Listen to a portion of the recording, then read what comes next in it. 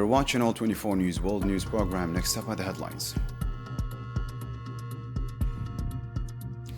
Iran rejects a short-term truce, demanding a permanent ceasefire. Trump renews his threats with a Tuesday deadline, and Tehran is setting up new rules in the Strait of Hormuz.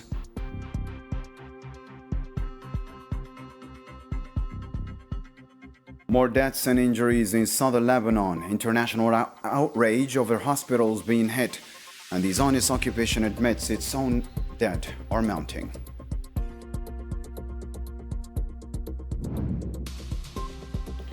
China says it's ready to take its partnership with Algeria to the next level. Mauritania's prime minister is in Algiers to boost African integration, and Algeria is set to become a top global producer of zinc and lead.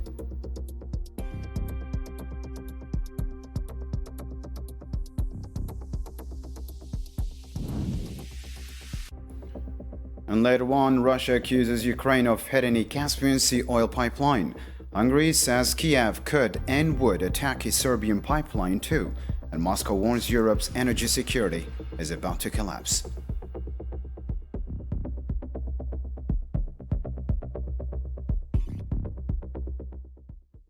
First off in our news tonight, Iran has rejected the temporary ceasefire, calling instead for a full permanent end to the conflict. IRNA reports Tehran has shared a 10-point response with Pakistan outlining demands that include ending regional hostilities, securing safe passage through the Strait of Hormuz, lifting sanctions, and launching reconstruction efforts.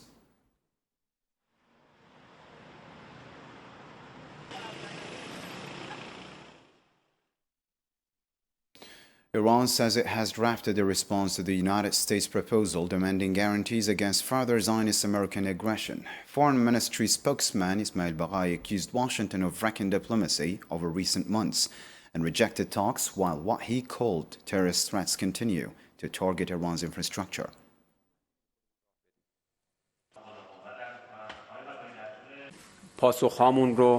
Dead lies should not cause us to show the slightest hesitation in defending our country. Our demand is clear: an end to the imposed war with guarantees that this tragic cycle will not be repeated. Tehran has finalized its diplomatic response to the United States and will announce it at the appropriate time. As for the talks that have taken place, we have clearly seen that in less than 9 months, they have derailed the diplomatic track twice, and in the worst possible way. The world has witnessed that US claims do not align with its actions. Nevertheless, we must fulfill our duty. When it comes to war and peace, any decision taken will be implemented in accordance with the frameworks set out in our Constitution.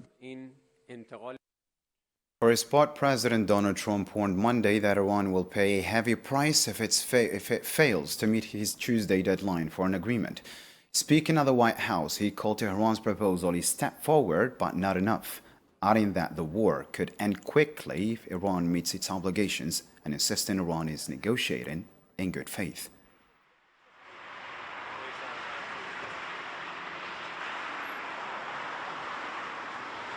They've made a proposal, and it's a significant proposal. It's a significant step. It's not good enough, but it's a very significant step. We are obliterating that country. And I hate to do it, but we're obliterating, and they just don't want to say uncle. They don't want to cry, as the expression goes, uncle, but they will. And if they don't, they'll have no bridges, they'll have no power plants, they'll have no anything. Iran's Deputy Foreign Minister Kazem Babadi warned Monday that President Donald Trump's threats to target power plants and bridges could be considered war crimes. In a post on X platform, he said the U.S. president had publicly threatened actions that international law classifies as war crimes.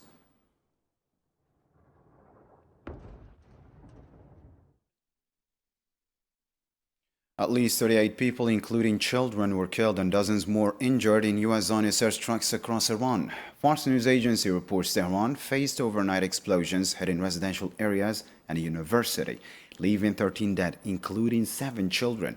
A separate strike in Baharistan killed 16 and wounded 16, while an attack in Qom province killed 9, injured 19, and damaged 100 homes, according to officials.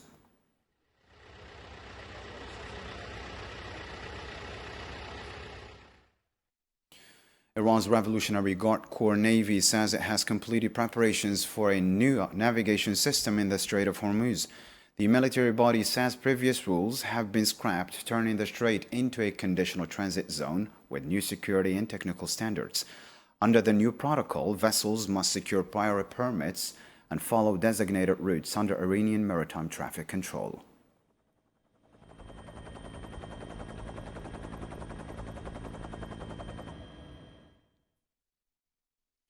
South Korea's ruling Democratic Party says it has launched high-level talks with oil producers including Algeria, Saudi Arabia and Oman to secure alternative supply routes.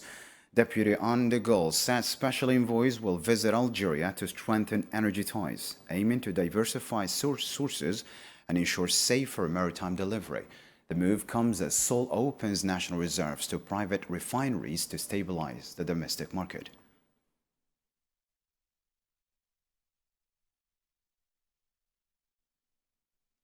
In Lebanon, at least 16 Lebanese were killed Monday in Zionist airstrikes across the country. 2 paramedics died when a health facility in Benjbil, Nabatia, was hit Sunday evening. Early Monday, strikes on towns in Mount Lebanon, Beqa' and Nabatia killed 14 more, including 3 women. In Beirut, 7 were killed, including a child and 2 Sudanese nationals, and 52 were wounded. The Lebanese Health Ministry, meanwhile, says 36 have died and 209 injured in the past 24 hours, bringing the death toll, or the total death toll since March 2nd, to 1,497 dead and 4,639 wounded from these Zionist attacks.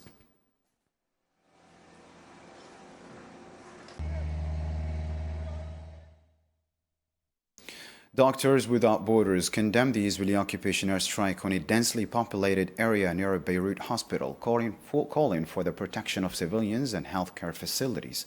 In a Monday statement, the organization said such attacks spread terror, block access to life-saving care, and overwhelm hospitals struggling to respond.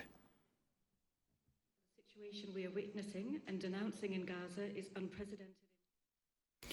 The targeted shelling of the Lebanese hospitals by the Zionist forces is a deliberate breach of international law, turning healthcare facilities into war targets. This strategy cripples emergency infrastructure, undermining civilian resilience by denying access to essential care. So, Karim Asfai reports. 2 years after witnessing the Zionist crimes in the Gaza Strip and the collapse of its healthcare system, burn surgeon Dr. Mohammed Zara is now on a new humanitarian mission in southern Lebanon. But for him, this is more than just another assignment. It feels like déjà vu, the same brutality, the same destruction, the same feeling that an entire system is crumbling. So I've been through this in Gaza. I've been besieged in Al Shifa hospital.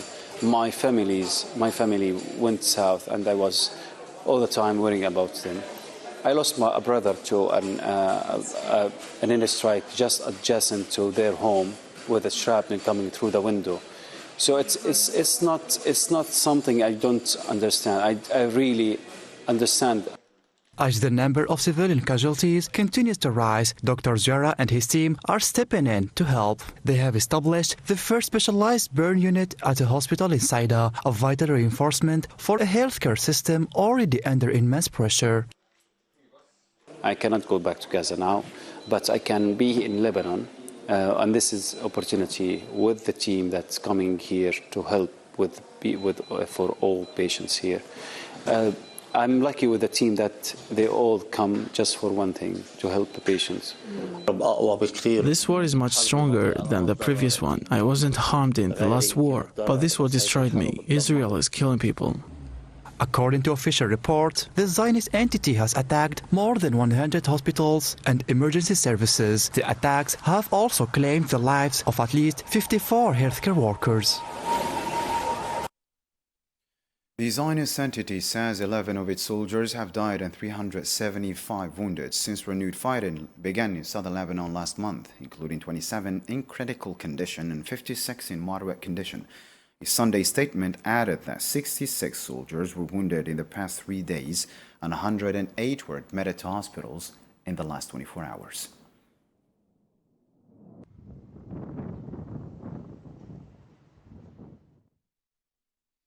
At least 12 Palestinians were killed Monday in Zionist airstrikes across Gaza Strip. Medical sources say hospitals received 10 bodies from strikes east of Maghazi refugee camp carried out by drones and military vehicles. In southern Gaza, one was killed when occupation forces fired on a WHO vehicle in Khan Yunis. Another was killed and a child wounded in Sheikh Radwan, north of Gaza City.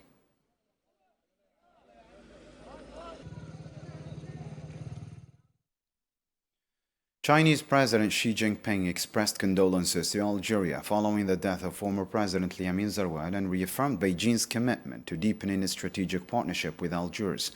Xi sent a message to President of the Republic, Mr. Abdelmadjid Tebboune, offering condolences to Zeroual's family and the Algerian people, and underscoring China's solidarity with Algeria.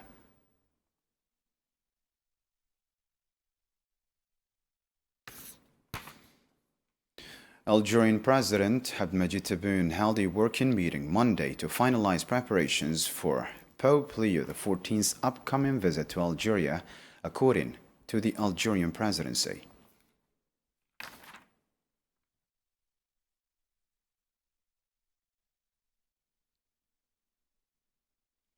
Mauritanian Prime Minister Mokhtar Ould arrived in Algeria Monday with a high-level delegation for the 20th session of the Algerian-Mauritanian Joint High Commission.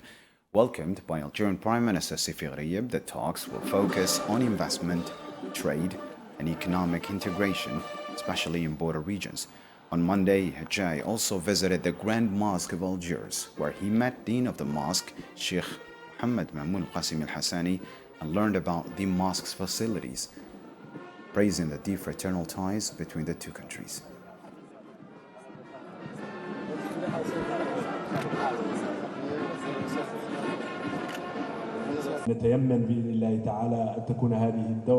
We pray to God Almighty that the session of the Joint High Commission for Cooperation between Mauritania and Algeria, may it be God's willing, a blessed session in which we make great strides to strengthen this relationship, which is built on solid foundations of history, geography, religious and cultural ties. Algerian Minister of State and Foreign Minister Ahmed Attaf said Monday that strengthening political consensus and economic integration with Mauritania remains a shared priority despite regional and global challenges.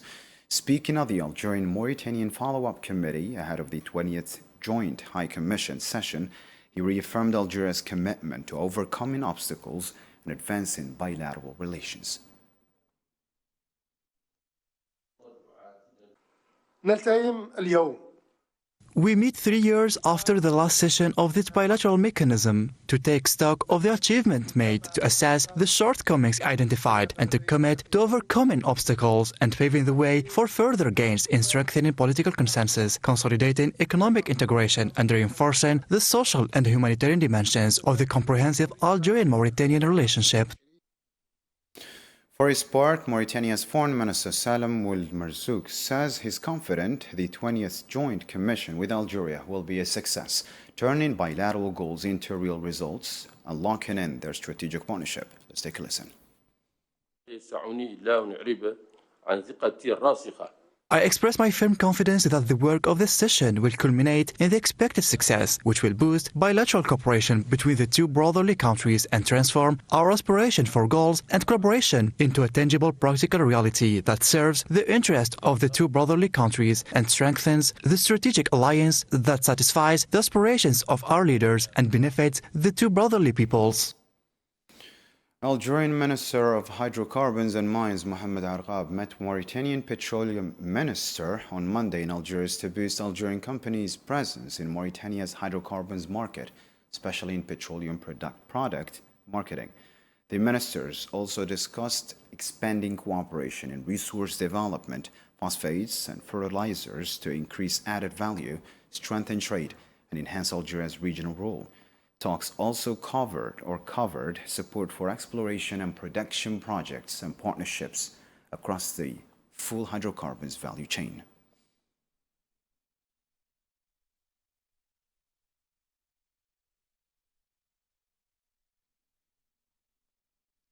Australian mining giant Terramin predicts Algeria will soon become a top global producer of zinc and lead with the Tell Hamza mine in Bijaya.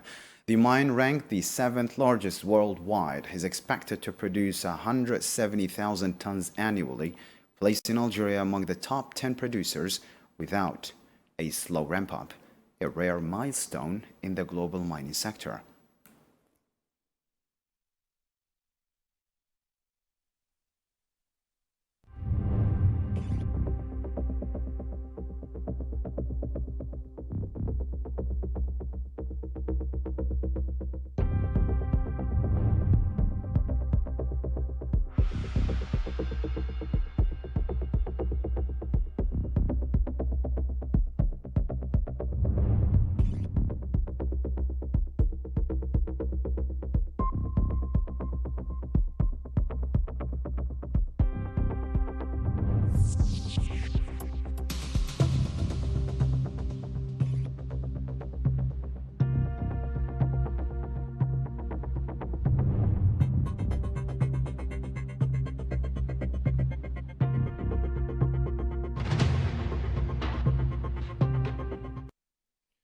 Russia's defense ministry says Ukraine struck the Novorossiysk shipping complex overnight, damaging a Caspian pipeline union, mooring and igniting four oil storage tanks. Additionally, Kazakhstan confirmed its oil exports were unaffected, as the CUP handles most of its shipments to energy markets.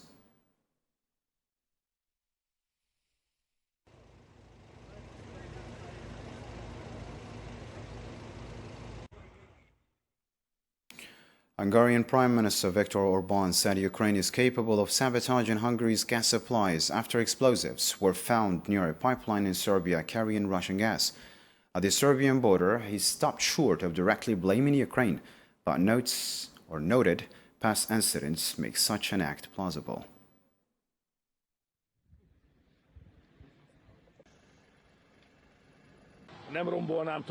That is why in Hungary, even though we are under the Ukrainian gas blockade, we are still able to supply Hungary with gas and consequently with energy. This is why this pipeline is important. It is our umbilical cord. If it is cut, the Hungarian economy will come to a standstill and hundreds of thousands of Hungarian families will be left without gas supply. Still with energy-related news, Russia warns the EU is heading toward a severe economic and social crisis over its move away from Russian energy, worsened by disruptions in the Strait of Hormuz. Kirill Dmitriev, the Kremlin's envoy for economic cooperation, said on X platform that Europe and Britain face extremely difficult times amid what he called an accelerated self-destruction.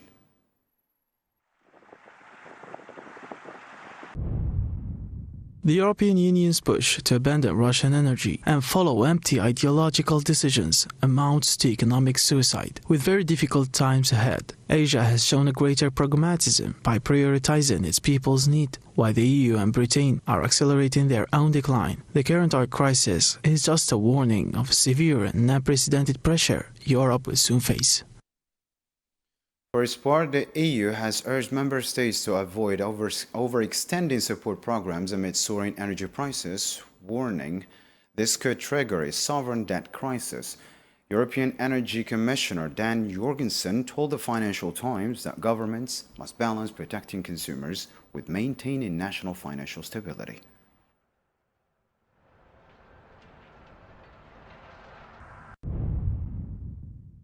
While there is no shortage of oil and gas in the bloc's member states, pressure on diesel and jet fuel supplies and growing constraints on global gas markets are driving up electricity prices. Even if there is peace tomorrow, we will not return to normalcy in the foreseeable future.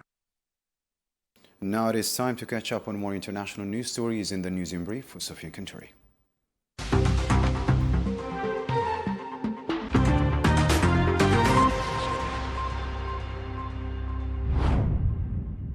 At least 3 people, including a child, were killed in a Russian attack on the city of Odessa in southern Ukraine, according to the head of the regional military administration, Serhiy Lysak. Lysak said on Telegram that the strike, which hit residential buildings, also injured 10 people, 2 of them in serious condition. The head of Sudan's Transitional Sovereign Council, Abdel Fattah al-Burhan, reaffirmed the army's commitment to achieving the desired democratic transition. Burhan stressed that the Sudanese people alone have the right to determine their future and choose their leadership through the means they deem appropriate. At least 17 people were killed in an armed attack targeting the village of Mbaloum in the Gwari East area of Benue State, central Nigeria. The state governor blamed suspected armed herders for the attack. Central Nigeria has been facing a complex security crisis amid ongoing violence involving armed groups operating across parts of the country.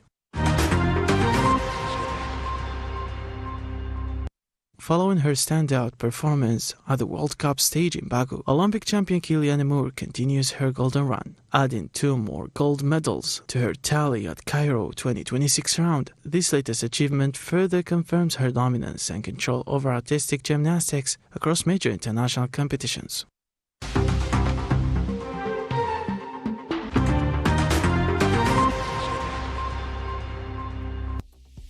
And that's the end of our news program for tonight. To catch up on any part you missed or get the latest updates, you can always visit our social media platforms. On behalf of all 24 News team, I'm Islam Sid signing off. Thank you for watching. Have a great night.